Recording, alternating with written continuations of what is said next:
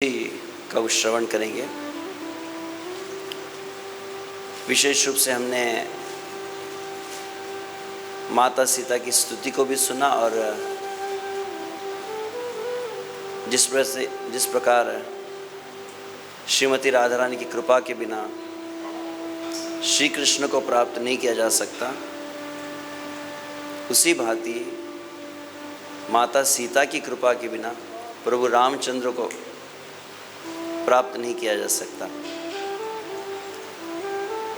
तो उन माता सीता और प्रभु रामचंद्र के प्रथम भेंट का वर्णन हम सुन रहे थे, जिसमें किस प्रकार प्रभु रामचंद्र जब सीता माता के सौंदर्य को देखे हैं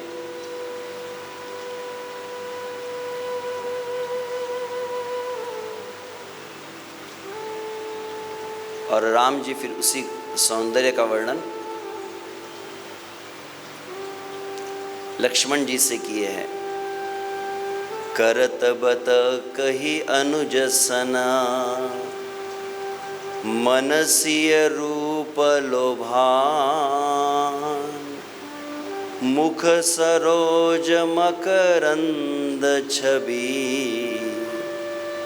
करई मधुप इव पान। यहाँ तक हम सुने थे कि कैसे करत बत कही अनुज सन, अपने अनुज लक्ष्मण के साथ राम जी माता सीता के विषय में कह रहे हैं और माता सीता का मुख जो है कमल के सदृश है और उस मुख कमल का जो सौंदर्य रस है वो मकरंद के समान है और प्रभु रामचंद्र के जो नेत्र है वह भ्रमर के जैसे उस मकरंद के रस का पान कर रहे हैं। यहाँ तक हम राम जी के रूप का वर्णन सुने। जब सीता मैया प्रथम दृष्टि उनकी राम जी पर गई है तो उसका बहुत सुंदर वर्णन करते हैं। तो वहाँ बतलाया जाता है, आशा करते आप देख पा रहे होंगे।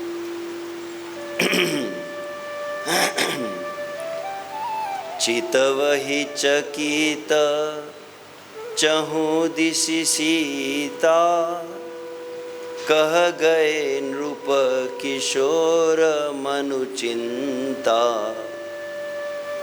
जहाँ बिलोक मृगु शावक नयनी, जनु तहाँ वरिष कमल शीत श्रेणी। तो सीता मैया भी वहाँ पर जब उस उद्यान में प्रवेश किए राम जी का दर्शन करने के लिए,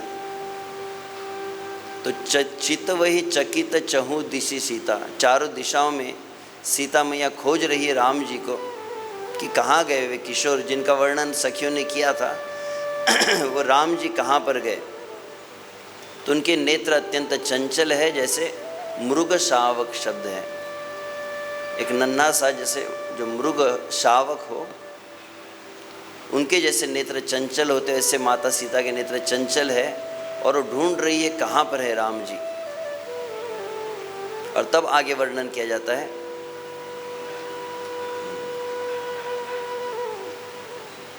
लता ओट तब सखी नल खाए, श्यामल गौर किशोर सुहाए, देखी रूप लोचन ललचाने, हर्षे जनु निज निधि पहचाने। तो लता ओट, लताओं के पीछे से सखियों ने दिखाया कि वे देखो वे दोनों भाई राम और लक्ष्मण का दर्शन करवाई है।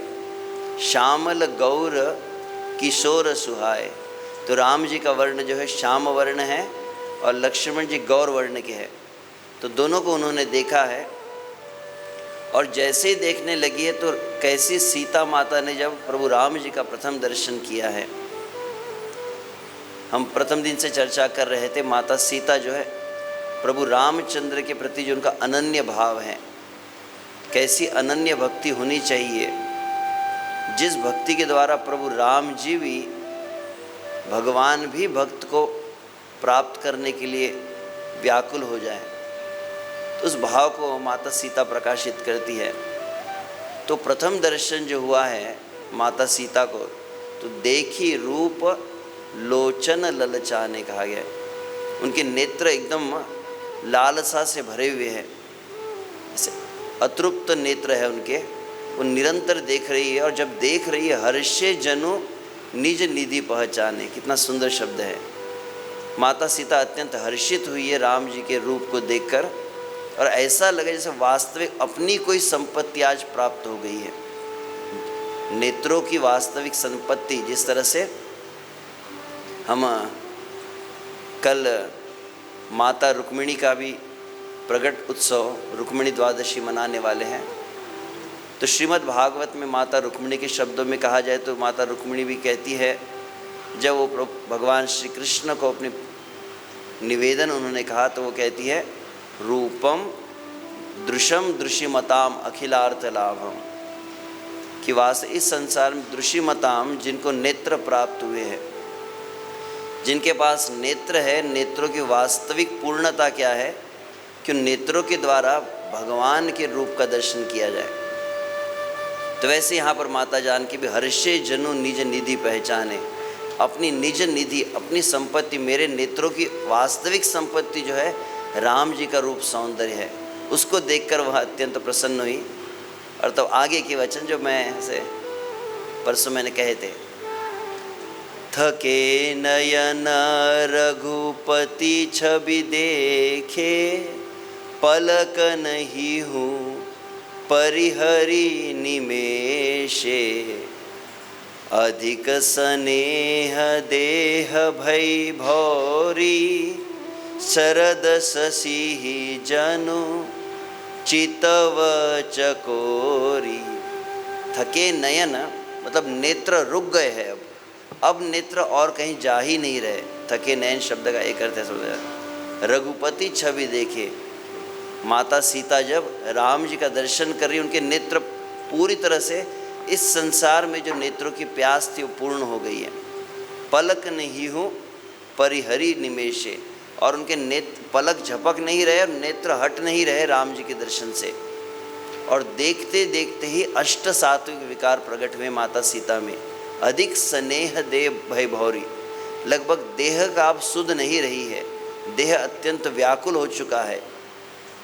शरद शशि जनु चितव, जैसे शरद पूर्णिमा की चांदनी को देखकर चितव चिकोरी, वो चकोर जिस तरह से करता है वैसे ही व्याकुल हो गए हैं माता सीता। उनका शरीर जो है उसमें कंपन हो रहा है, रोमांच हो रहा है। लोचन, अच्छा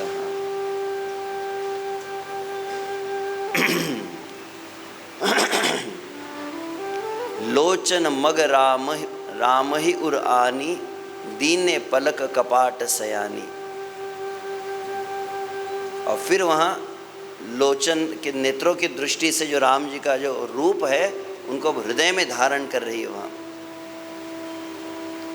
और इस तरह से जब सिय सखी नहीं प्रेम बस जानी, कही न सकही कछु मन सकुचानी। तो इस तरह से सीता मैया के जो अलग अलग भाव प्रकाशित हो रहे हैं, वो व्याकुल हो रही है प्रभु राम जी के दर्शन को देखकर। तो जितनी वहाँ पर सखिया है वो जो प्रेम से पूर्णतः विवश हो गई, माता सीता उनकी दशा को देख रही है। माता सीता के मुख से कुछ भी वचन नहीं निकल रहे हैं जो वो राम जी के उस रूप का दर्शन की है। तो इस तरह से वर्णन किया जाता है माता सीता के। तो इस तरह से सीता माता का हमने एक भाव देखा, किस तरह से उनकी विशेष प्रेम और आकर्षण जागृत और हृदय में। अंततः माता सीता का प्रभु रामचंद्र से विवाह हुआ। आगे चलकर राज तिलक जब निश्चित हुआ है और प्रभु रामचंद्र को जब 14 वर्ष वनवास का आदेश प्राप्त हुआ माता कैकेयी के द्वारा, तब वहाँ पर वर्णन आता है कि राम जी माता कौशल्या के पास गए हैं आशीर्वाद लेने के लिए। और तब बतलाया कि यह माता कैकेयी को 2 वचन दिए थे हमारे पिताश्री ने, तो उस वचन को पूर्ण करने के लिए ही पिता दीन मोहि कानन राजा, कि मुझे मेरे पिताजी ने क्या किया, पिता दीन मोहि कानन राजा, मुझे वन का राज्य प्रदान किया है। तब 14 वर्ष के लिए मैं वन में जाऊंगा। तो माता कौशल्या ने अंततः आशीर्वाद दिया है। दोनों जगह पे भिन्न भिन्न वर्णन है। वैसे वाल्मीकि रामायण में तो बहुत विस्तार से वर्णन है।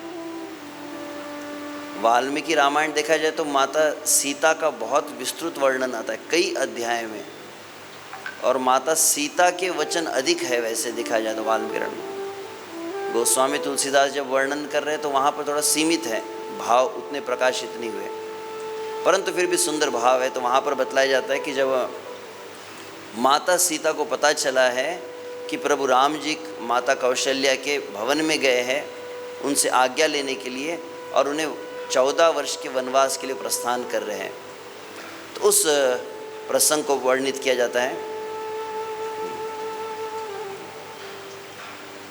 समाचार तिहि समय सुनी, सिया उठी अकुलाई, जाई सासु पद कमल जुग, बंदी बैठी सिरुनाई।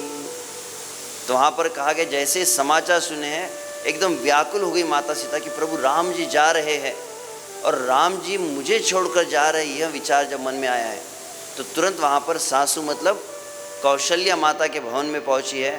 कौशल्या माता के चरण कमलों पे उन्होंने नमस्कार करके माता कौशल्या के चरणों में बैठ गई है, और जैसे उन्हें देखा है, दीनी आशीष सासु मृदुबानी, अति सुकुमार देखी अकुलानी। जैसे ही कौशल्या मैया ने देखा जानकी को तो तुरंत आशीर्वाद दिया है, अत्यंत सुकुमारी है, उनको देखिए और कैसे उनकी अवस्था हो रही है उसको बताया जाता है। तो बैठी नमित मुख सोचती सीता, रूप राशि पति प्रेम पुनीता। तो अत्यंत उनका जो मुख है नीचे की ओर झुका हुआ है, नमित मुख शोचती सीता, माता सीता जो बहुत अधिक शोक की भावना में है, और वह प्रभु रामचंद्र के प्रेम से पूरी तरह से भरी हुई है। और तब वहाँ पर वर्णन किया जाता है, चलन चहत बन जीवन नाथु, के ही सुकृति सन हो ही साथु, की तनु प्राण की केवल प्राणा।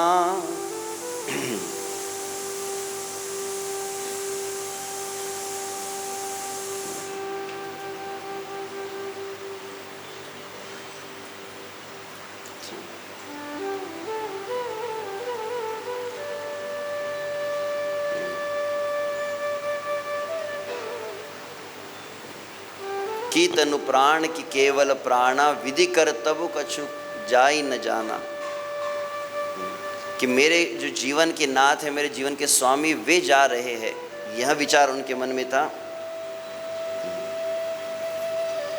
और के ही सुकृति सन होई, किसकी सुकृति, किसका पुण्य, कौन अब राम जी के साथ में जाएगा।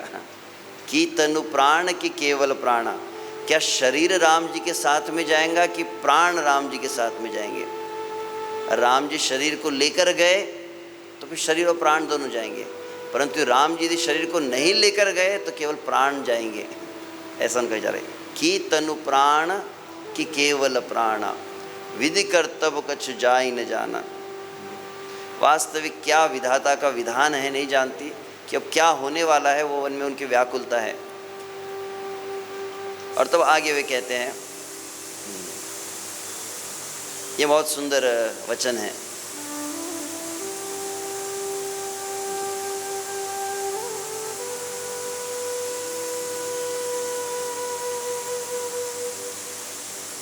चारु चारु चरण नख लेखति धरनी, नुपुर मुखुर मधुर कवि बरनी, मनहु प्रेम बस बिनती करही, हम ही सिय पद जनि परिहरही। कैसी अवस्था है वहाँ पर? माता सीता अचानक एक तो नीचे के और नेत्र हैं उनके, और धीरे धीरे वहाँ अपने पैरों के नाखून से ही वह भूमि को ऐसे खरोच रही है। चारु चरण नख लेखति धरनी, तो लगता है जैसे धरनी के ऊपर कुछ वह कुरेद रही थी नखों से। और उस समय क्या हुआ? नुपुर मुखुर मधुर कवि बरनी, जब उनके चरण हिलने लगे माता सीता के तो उनके नुपुर भी हिल रहे हैं और नुपुर की अत्यंत मधुर ध्वनि हो रही है। और वहाँ पर गोस्वामी तुलसी बहुत सुंदर भाव कहते कि ध्वनि मतलब क्या है? तो बोले नुपुर भी कीर्तन कर रहे हैं। वह नुपुर जो है कुछ कह रहे हैं। क्या कह रहे? मनहु प्रेम बस विनती करही, हम ही सिय पद जन ही परहरी। कि माता सीता के मन में ऐसा संकल्प आ रहा है। कौन सा संकल्प आ रहा है? कि अब मैं प्रभु राम जी के साथ मैं भी वन में जाऊंगी, और जब वन में जाऊंगी तो राम जी का जैसा वेश है वैसा ही वेश धारण करना है। तापस वेश विशेष उदासी, 14 वर्ष राम वनवासी। प्रभु रामचंद्र जब 14 वर्ष का वनवास ले रहे हैं तो तपस्वी रूप को धारण किए हैं। और आगे यहाँ पर वर्णन आएगा कि जब माता सीता ने भी जब उस वनवासी वेश को धारण किया है, माता सीता को अपने पिता जनक महाराज के यहाँ से जितना कुछ ऐश्वर्य प्राप्त हुआ था, जितने आभूषण थे, जितने गहने थे, जितने वस्त्र अलंकार आदि थे, पूरे सब कुछ माता जानकी ने अयोध्या में सभी को बांट दिए, उसका वितरण किया है वनवास में जाने के पूर्व। तो यह नुपुर के मन में विचार आ रहा है कि सीता मैया भी जा रही है वन में, तो क्या मुझे लेकर जाएंगी कि नहीं? मनहु प्रेम बस विनती करही, प्रेम के साथ में मन ही मन वो नुपुर प्रार्थना कर रहे हैं माता सीता से, हम ही सिय पद जनि परहरी। कहीं माता सीता अपने चरणों से हमको त्याग तो नहीं कर देंगी, हमको साथ में रखेंगी कि नहीं, ऐसा मन में विचार आ रहा है। और तब वहाँ पर कहते कि तो पहले गोस्वामी तुलसीदास जी का ध्यान कहाँ पर गया है? माता जानकी के चरणों की ओर गया है। और तब आगे कहते मंजू विलोचन मोचति बारी, बोली देखी राम महतारी। और तो पहली चीज़ है कि माता जानकी के चरणों से पैर को कुरेद रहे और नुपुर जो इस तरह से प्रार्थना कर रहे हैं मन ही मन, और उस समय निरंतर माता जानकी के नेत्रों से अश्रु प्रवाहित हो रहे हैं। मंजू विलोचन मोचति बारी, बारी मतलब जल, जल का प्रवाह हो रहा है। और जब ऐसी माता सीता की जब दशा देखी है तब कौशल्या ने कहना प्रारंभ किया, बोली देखी राम महतारी। राम जी की माता कौशल्या वहाँ पर कह रही है, तात सुनहु सिय अति सुकुमारी, सास ससुर परिजन ही पियारी। हे पुत्र राम, सुनो, ये तुम्हारी जो पत्नी है माता जो सीता है अत्यंत सुकुमारी है, और वास्तविक देखा जाए सबकी प्रिय है ये, सास ससुर को भी अत्यंत प्यारी है। तो अपने ससुराल में सभी के प्रेम का पात्र बनी है। और जहाँ तक कि मायके का वर्णन है तो कहा जाता है, पिता जनक भूपाल मणि, ससुर भानुकुल भानु, पति रवि कुल कैरव विपिन, विधि गुण रूप निधानु। माता कौशल्या के मुख से सीता मैया की जो महिमा है, पिता जनक भूपाल मणि, इस पृथ्वी पर जितने राजा उनमें शिरोमणि कौन है? तो जनक महाराज इनके पिता है।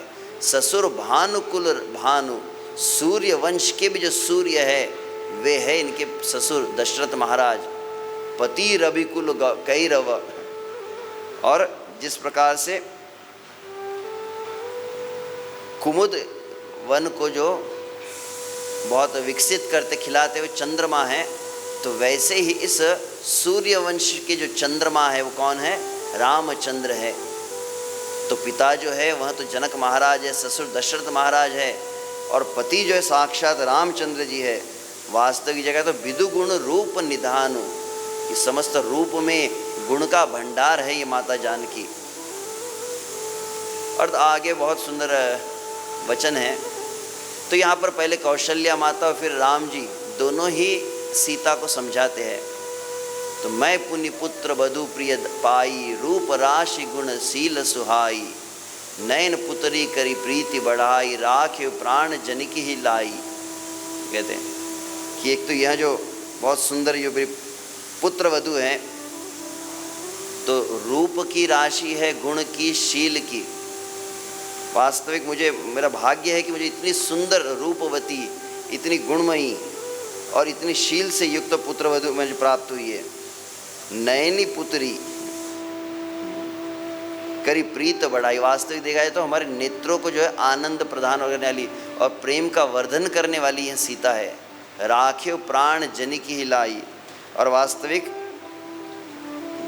जनक महाराज जानकी जो है यह राख्यो प्राण जानकी लाई। और ये जो तुम जानकी को जो लेकर आए हैं, कौशल्या कहती कि मेरे प्राण इस जानकी में रहते हैं। कलप बेली जिमि बहु विधि लाली, सींचि स्नेह सलील प्रतिपाली, फुलत फलत भयहु विधि बामा, जानि न जाई काहि परिणामा। तो इस तरह से बहुत सुंदर प्रत्येक चौपाई के भाव है कि कलप बेली जिमि बहु विधि लाली। तो बहुत ही लाड़ प्यार से, जैसे एकदम लता सुकोमल होती है, अत्यंत सुकुमारी, अत्यंत सुकोमल है, अत्यंत लाड़ और प्यार के साथ में इसे वहाँ पर सींचा गया है। जैसे बहुत ही ध्यान से, बहुत ही कोमलता से, जैसे बेल की लालन पालन होता है, सिंचन होता है, वैसे इसका हुआ है। और वास्तविक अब यह जो लता का बहुत सुंदर जो फूल खिला है, मतलब इसका जब कैशोर यौवन आ रहा है, जब ये अपने पति के साथ में यहाँ पर सुख को उपभोग करने वाली थी, उसी समय कहते जान न जाई कहा परिणाम। पता नहीं विधि का कैसा विधान हो रहा है, अब क्या होने वाला है हम नहीं समझ पा रहे हैं। और कितने सुंदर शब्द आगे कहती है कि कैसी माता जानकी है। तो कहा जाता है पलंग पीठ तजी गोद हिंडोरा, सिय नहीं दीनी पगु अवनी कठोरा। कैसे शब्द हैं। अवनी मतलब पृथ्वी होता है ना, तो अवनी कठोर मतलब कठोर पृथ्वी पर। तो पलंग पीठ तजी गोद हिंडोरा, तो एक तो माता जानकी कहाँ रही है, पलंग पर रही है, ऊंचे सिंहासन पर रही है। माता सुनैना जो उनकी माँ है, उनकी गोद में रही है। और जो पालने में रही, जो पालने में रही, माता की गोद में रही, पलंग में रही, सिंहासन पर रही, वे माता जानकी जिन्होंने कठोर पृथ्वी को कभी स्पर्श अपने चरणों से नहीं किया। सिय न दीनी पगु अवनी कठोरा, कितनी है कोमल है। जिय नमूरी झिमि जोगवत राहु, दीप बाति नहीं टार न काहू।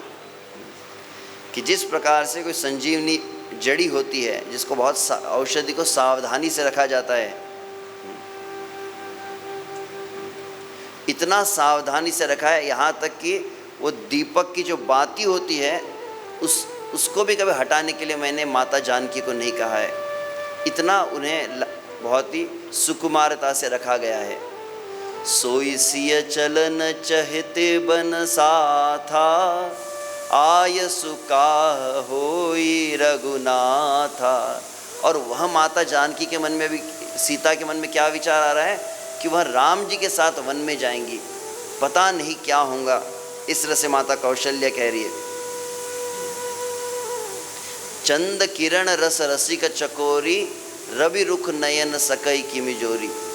वहाँ पर कह रहे कि जैसे चंद्रमा की किरणों का रस को पान करती चकोरी, वैसे ही यह तो चकोरी जो चंद्रमा की चंद्रिका का पान करती है, वो सूर्य को कभी देख सकती है क्या? वैसे ही आज सूर्य के ताप के समक्ष जाने वाली है, वन में प्रवेश करने वाली है। यह बात को बार बार माता कौशल्या विचार कर रही है। और फिर आगे कहती है, करी के हरि निशि चर चरही, दुष्ट जंतु बन भूरी, विष बाटिका किह सोह सुत, सुभग सजीवनी मूरी। तो वहाँ पर कहते तो करी के हरि निशिचर चरही, तो करी अर्थात हाथी, केहरी मतलब सिंह, निशाचर तो कैसा वन है जहाँ पर हाथी है, सिंह है, राक्षस है, अत्यंत दुष्ट हिंस्र पशु है, वो वन में विचरण करते रहते हैं। और विष बाटिका की सोह सुत सुभगी सजीवनी मूरी, और जैसे विष जो सर्प भी होते हैं विषैले सर्प वहाँ पर विचरण करते हैं, उन सभी के बीच में यह एकदम संजीवनी बूटी जैसी जो माता सीता है वो कैसे शोभा को प्राप्त करेंगी, कैसे सुख को प्राप्त करेंगी, यह मन में बार बार विचार आ रहे हैं कौशल्या के। तो इस तरह से बहुत कुछ कहा गया है। वन हित कोल किरात किशोरी, रचि विरंचि विषय सुख भोरी। ब्रह्मा जी ने अलग अलग स्थान के अनुसार अलग अलग जीवों की रचना की है। तो जंगल के लिए अलग अलग भील होते हैं, किराट है, भीलों की जाति होती है, और वो स्त्रियां होती है जो कठोर जीवन के लिए अभ्यस्त रहती है। तो उनके लिए स्वाभाविक है, पायनी कृमि जिमि कठिन स्वभाव, तिनी कलेश न कानन काऊ। तो पत्थर के ऊपर चलने में वहाँ पे कांटे होते हैं, कीड़े होते हैं, सर्प होते हैं, पशु होते हैं, इनके बीच में रहने का उनका अभ्यास होता है। तो उनको किंचित मात्र कोई क्लेश नहीं आ सकता। कई तापसतीय कानन जोगु, जिन तप हेतु तजा सब भोगु। दूसरा कहा गया, एक तो है भिलनी स्त्रियाँ होती है, दूसरी तपस्वनी स्त्रियाँ होती है, ऋषि मुनियों की भी जो कन्या होती है। कई तापसतीय कानन जोगु, तो वो तो वन में रहती है, तपस्या करती है, भोगों का त्याग क्या है, जिन्हीं तप हेतु तजा सब भोग, सभी भोगों को त्याग करके वहाँ पर रह रही है। सिय वन बसी तात के ही भांति, चित्र लिखित कभी देखी डराती। और ये सीता जो है तो भिलनी है, जितनी भी कोल है भिलनी है, उनकी स्त्रियाँ हुई, तपस्विनी की स्त्रियाँ है, वे वन में रह सकती है। सिय वन बस ही तात के ही भांति, परंतु सीता वन में कैसे रहेंगी हे राम, चित्र लिखित कपि देखी डराती। अरे बंदर के तस्वीर को देखकर भयभीत हो जाती है ये, इतनी सुकोमल यह सीता है। तो इस तरह से यहाँ पर अब सभी चौपाई कहेंगे तो ये तो विस्तार से कथा का तो समय नहीं था, परंतु शब्द बहुत सुंदर लग रहे थे।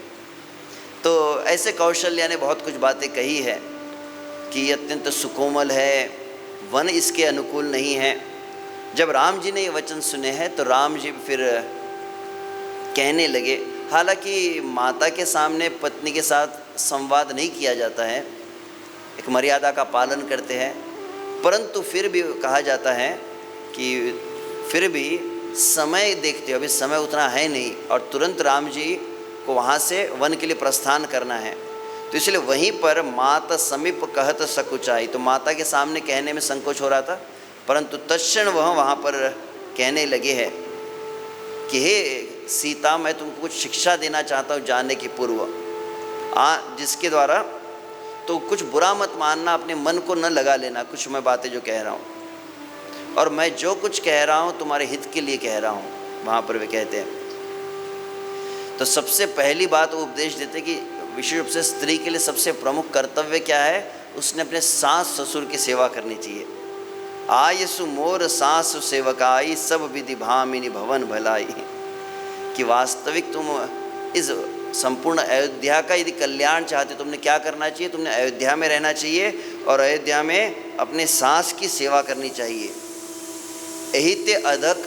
एहिते अधिक धर्म नहीं दूजा। तो आगे वो कहते हैं, यहाँ पर जो वचन है,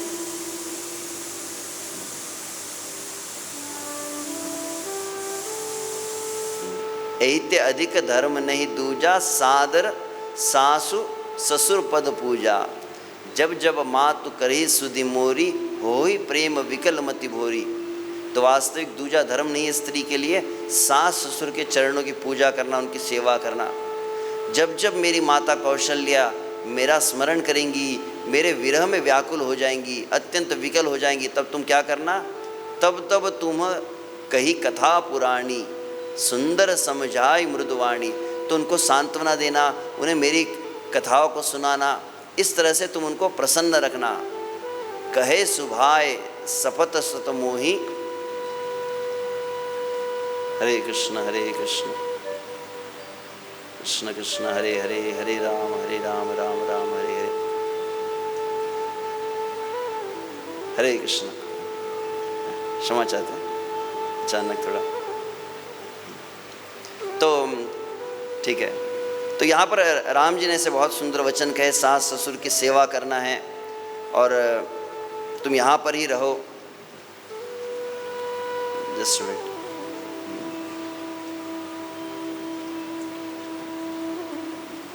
और तब आगे राम जी कहे कि जो माता कौशल्या ने वचन कहे थे वही राम जी कहते हैं कि तुम हट मत करना अभी वन में चलने के लिए। तुम नहीं जानते कि वन में कितने क्लेश होते हैं। वहाँ पर धूप बहुत अधिक भयानक होती है, शीत बहुत भयानक होती है, वर्षा भी बहुत अधिक होती है, कभी तूफान आते हैं अत्यंत भयानक। और विशेष रूप से वहाँ पर कांटे होते, कंकड़ होते हैं। हम जब वन में वनवासी के रूप में रहते तो पैरों में चप्पल भी नहीं होती है, तो तुम्हारे चरण तो अत्यंत मक्खन की तरह सुकोमल है। रास्ते में बड़े बड़े भयानक पर्वत भी आएंगे, चट्टानें आने वाली है। और रहने का जहाँ तक प्रश्न है तो कभी गुफाएं मिलती है, कभी नदियाँ आती है, कभी नाले आते हैं, कभी ऐसे ऐसे रास्ते आते हैं जिनको पार करना भी सहज नहीं है। और भालू बाघ ब्रुक केहरी नागा, करही नाद सुनि धीरज भागा। और ऐसे भयानक भयानक पशु होते हैं, इतने भयावने होते हैं। भालू होते हैं, बाघ होते हैं, सिंह होते हैं, हाथी होते हैं, सर्प होते हैं, और इतनी भयानक ध्वनि करते हैं कि हृदय का धैर्य पूरी तरह से चला जाता है। और जहाँ तक विश्राम का प्रश्न है तो भूमि शयन बल कल बसना, असुनु कंद फल मूल, ते की सदा सब दिन मिलही, सबहु समय अनुकूल। शयन कहाँ पर करेंगे? बोले भूमि के ऊपर शयन करना पड़ता है। बलकल वसन, और वलकल के जो वस्त्र धारण करने पड़ते हैं। और जहाँ तक आहार का प्रश्न है तो कंद मूल, फल मूल, और वो भी कभी कभी मिलते हैं और कभी कभी नहीं भी मिलेंगे। कभी कभी ऐसी प्रतिकूलता आ सकती है कि जहाँ फल और कंदमूल प्राप्त भी न हो, कभी कोई शयन का स्थान भी प्राप्त न हो। और वन में इतना ही नहीं, पशु नहीं रहते, भयानक राक्षस रहते, निशाचर, जो मनुष्यों को तो खा जाते हैं और वो मायावी रूप को धारण करते हैं। तो इस तरह से वहाँ पर सर्प है, पक्षी है। इस तरह से कहते हैं वास्तविक है सुकुमारी सीता, वन तुम्हारे योग्य है ही नहीं। तो इस तरह के बहुत सुंदर उनके वचन हैं। और जब ये वचन सुने तो माता जानकी ने अपना जब उत्तर दिया है कि किस तरह से माता जानकी अत्यंत विकल हुई है, तो उसको वहाँ पर बतलाया जाता है।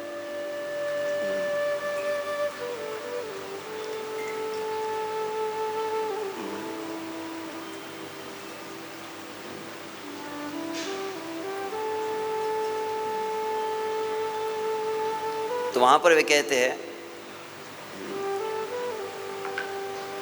सहज सुहृद गुरु स्वामी, सिख जो न करई सिरमानी, सो पछिताए अघाई उर अवसि होई हितहानि।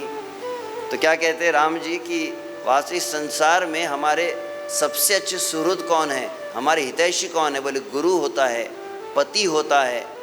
जो गुरु है, पति है, पिता है, इन्होंने जो शिक्षा उपदेश दी उसको हमने शिरोधार्य करना चाहिए। सिरमानी सो पछताई अघाई उर अवसि होई हितहानि। जो अपने गुरु के, अपने पति के, अपने पिता के आदेश को, उनकी आज्ञा का पालन नहीं करता है, अंततः वो पछताता है और दुख को प्राप्त करता है। इस तरह से राम जी ने कहा। जब राम जी के वचन सुने हैं तो वहाँ पर वो कहते सुनि मृदु वचन मनोहर पिय के, लोचन ललित भरे जलसिय के, शीतल सीख दाहक भई कैसे, चकई शरद चिंद निशि जैसे। राम जी की वाणी कैसी होती है? अत्यंत मृदु होती है, शीतलता प्रदान करने वाली है। परंतु वह जब मृदु वाणी राम जी की सुनी है तो क्या हुआ? माता सीता के नेत्रों से अश्रु प्रवाहित हो रहे हैं और शीतल वाणी अग्नि की तरह उनको दाहकता प्रदान कर रही है। और तब उस समय उतरनु आव विकल वैदेही तजन चहत सुचि स्वामी स्नेही वेते है। जानकी जी कोई उत्तर नहीं दे पा रही, वो व्याकुल हो चुकी है और वो अपने पति को, प्रभु राम जी को छोड़ना नहीं चाहती है, नेत्रों से अश्रुधाराएं बह रही है। और उस समय फिर कहा जाए अंततः लागी सासु पग कह कर जोरी क्षम भी देवी बड़ी अभिनय मोरी। मेरा यह मैं मर्यादा का लंघन कर रही हूँ, हे माता कौशल्या। मैं सासू के तरफ देखकर वो प्रणाम करती है और कहती है मेरा यह जो निर्लज्जता है कि मैं आपके सामने कह रही हूँ तो मुझे क्षमा करे। दीनी प्राणपति मोह सीख सोई जही विधि मोर परम हित होई। मेरे प्राणपति जो प्रिय मेरे पति है प्रभु राम जी है, उन्होंने मुझे सीख दी है जो मेरे कल्याण के लिए है। परंतु मैं पुण्य समुझ दिखी मन माही पिय वियोग सम दुख जग नाही। परंतु मैं तो यही जानती हूँ इस संसार में राम जी के विरह से बड़ा कोई दुख है ही नहीं मेरे लिए। राम जी के बिना रहना तो कहते प्राणनाथ करुणायतन सुंदर सुखद सुजान तुम बिन रघुकुल कुमुद विदु सुरपुर नरक समान। कहते हे प्राणनाथ, हे करुणा निधान, हे नेत्रों को सुख देने वाले, आपका जो मुख कमल है वास्तविक कैसे रघुकुल में आप रघुकुल कुमुद विदु कहा गया। रघुकुल में आप कुमुद के समान है, बहुत ही जो खिलने वाले कुमुद को भी जो खिला देता है वैसे चंद्रमा के समान आप है। और आपके बिना, आप कह रहे कि मैं आपके बिना यहाँ रहूँ, आपके बिना सुरपुर नरक समान। यह अयोध्या तो दूर की बात है, स्वर्ग का ऐश्वर्य भी नरक तुल्य हो जाता है जहाँ पर प्रभु आप नहीं हैं। और आप कह रहे हैं कि इन सभी के बीच में रहिए। मात पिता भगिनी प्रिय भाई प्रिय परिवार सिरद समुदाय सासु ससुर गुरु सजन सुहाई सुत सुंदर सशिल सुखदाई। तो इस संसार में सुख कौन प्रदान करते? माता है, पिता है, बहन है, भाई है, प्रिय परिवार है, आपके सुहृदजन हैं, सास ससुर गुरु है, ये सभी जो है सुख प्रदान करने वाले। परंतु जहाँ लगी नाथ नेह अरुनाते प्रिय बिनत्यो तरीने ते ताते कहा जाता है। तो जितने भी यहाँ पर स्नेह के नाते जो बतलाए गए ये क्या है? वास्तविक पति के बिना, अगर पति नहीं है सब कुछ है और पति नहीं है तो किसके समान है? जैसे सूर्य का ताप जैसे लगता है ग्रीष्म काल में, सूर्य के ताप से भी अधिक दाहक हो जाती है सभी संबंध जब पति न हो तो। तनु धनु धाम धरनीपुर राजू पति विहीन सब शोक समाजू। तो वास्तविक ये परिवार है, ये शरीर है, ये धन है, ये संपत्ति है, ये घर है, ये पृथ्वी है, ये राज ऐश्वर्य जो है, पति के बिना सब केवल और केवल शोक का ही एक समाज है। इस तरह से कहती है भोग रोग समभूषण भारू जम जातना सरि संसारू प्राणनाथ तुम बिनु जग माही मोह कहु सुखद कतहु कुछ नाही।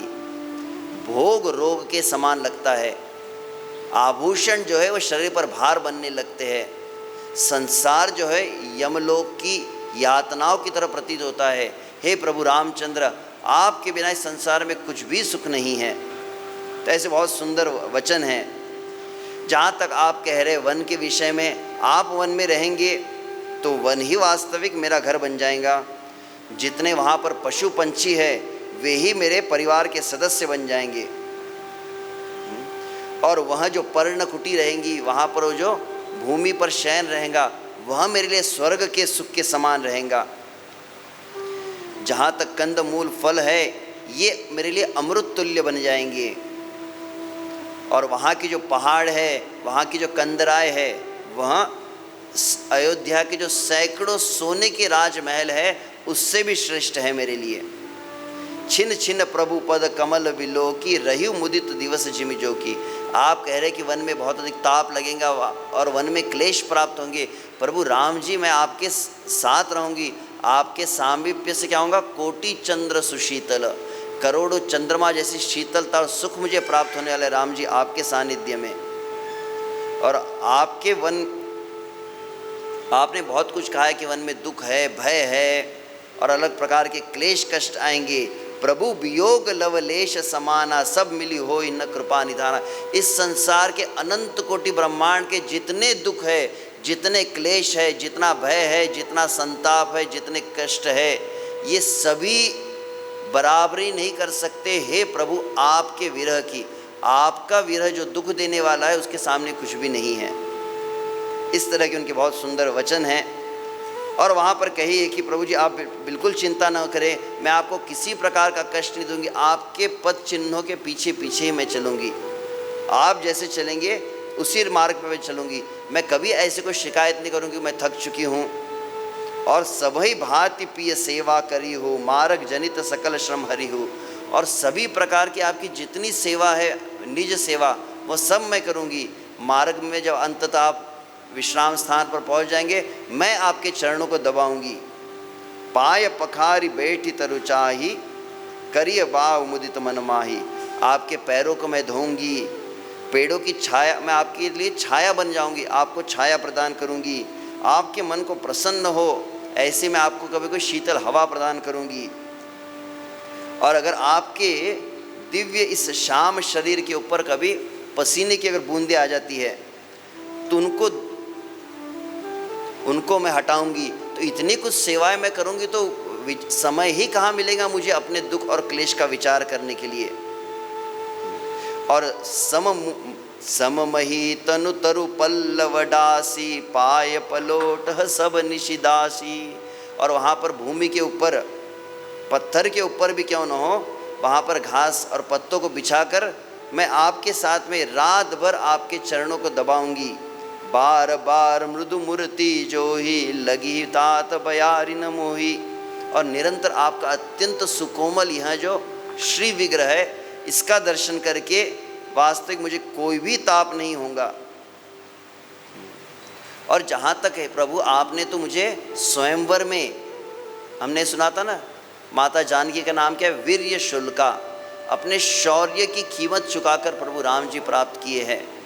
तो वही बात कहते हैं कि आपने तो अपना शौर्य दिखाया था ना, अब तो महल के अंदर थोड़ी शौर्य रहता है। आपने कहा कि वहाँ पर भयानक राक्षस होंगे, आप अगर मेरे साथ में तो मुझे किसका भय है।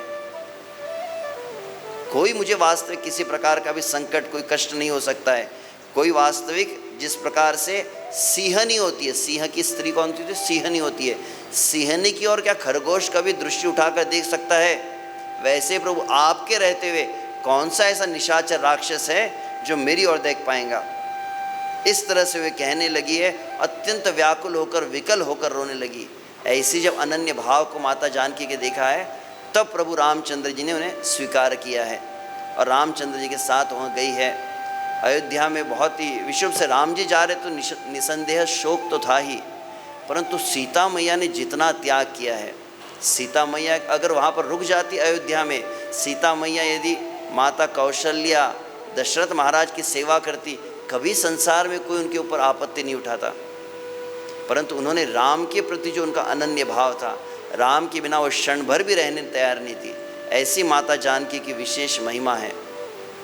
हरे कृष्णा कृष्ण कृष्ण हरे हरे, हरे राम राम राम हरे हरे। तो इन सीता के भाव को हमने सुना। वाल्मीकि रामायण में तो बहुत विस्तार से है, विशेष रूप से मैं देख रहा था सुंदरकांड में भी, जब हनुमान जी माता सीता की दशा को देखे हैं, सीता मैया का कैसा विरह है उसका बहुत सुंदर वाल्मीकि जी ने वर्णन किया है। और जब रावण उनकी परीक्षा लेता है, रावण कई प्रकार के प्रलोभन देता है, सभी मंदोदरी आदि जितनी हजारों रानियां हैं अत्यंत रूपवती, सब तुम्हारे चरणों की दासी बनेगी, तुम केवल एक बार हाँ कह दो। हाँ कहना तो दूर की बात है, उन्होंने उस दिशा में देखा भी नहीं जिस दिशा में रावण थे। उन्होंने अपने सामने से घास का तिनका रखा था।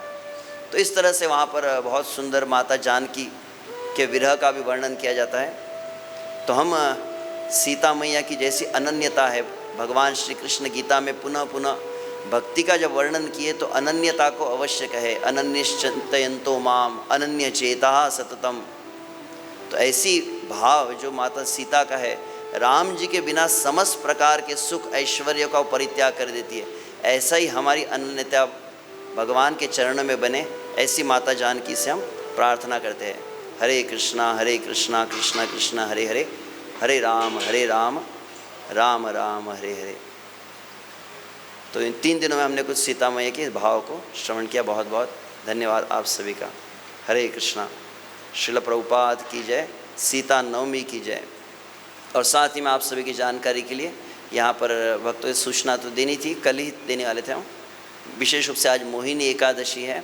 कल अत्यंत पवित्र दिवस है, माता रुक्मिणी का प्राकट्य दिवस, रुक्मिणी द्वादशी जिसे कहा जाता है, जो इसी महाराष्ट्र में विदर्भ क्षेत्र आता है। और विदर्भ क्षेत्र में कुंडिनपुर, श्रीमद् भागवत में सुखदेव गोस्वामी वर्णन करते कौंडिन्यपुर के नाम से जो भी जाना जाता है, वहाँ कौंडिन्यपुर की विदर्भ की कन्या है, विदर्भ कन्या कहते हैं, उन्हें वैदर्भी भी कहा जाता है। उन माता रुक्मिणी का प्रगट दिवस है। यही माता जानकी, माता सीता ही द्वापर में रुक्मिणी के रूप में प्रकट हुई है। और वैसी अनन्यता, जैसी अनन्यता आप सीता मैया की देख रहे हैं, लगभग वैसे ही भाव रुक्मिणी मैया के हैं।